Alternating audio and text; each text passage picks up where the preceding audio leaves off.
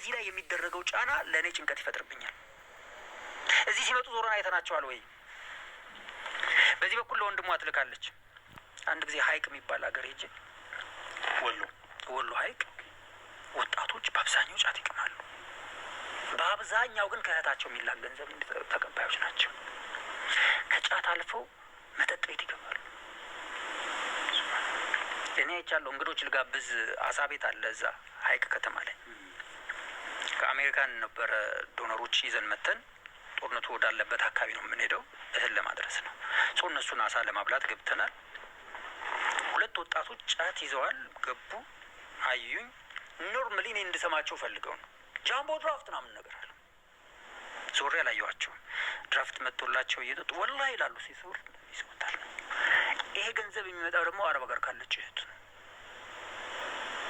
በእንደዚህ አይነት ነገር እዛ ብቻ ሳይሆን መላ ኢትዮጵያ ላይ አለ።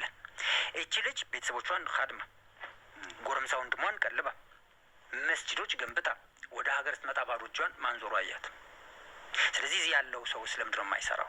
ገንዘብ ስለሌለው 10 ብር የለኝም ይባላል እንዴ? ኡዙር ነው። አሁን ይሄ በጣም ነውር ነው፣ ሁጃ ነው። 10 ብር ማለት የትኛውም ስራ የሌለው ሰው ከኪሱ ሞባይሉን ሲያወጣ ተጣብቃ ወጣ ብትወርቅ የማያውቃት ብር ነው። በየቀኑ 10 ብር ቢወርቅበት አያውቃትም።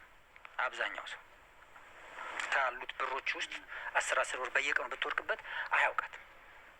ሰው ያንን ማኗሪ መመዝገብ ጀምረን ነበረ። በአብዛኛው የሚሰራው አረብ ሀገር ያለ ሴት ነው።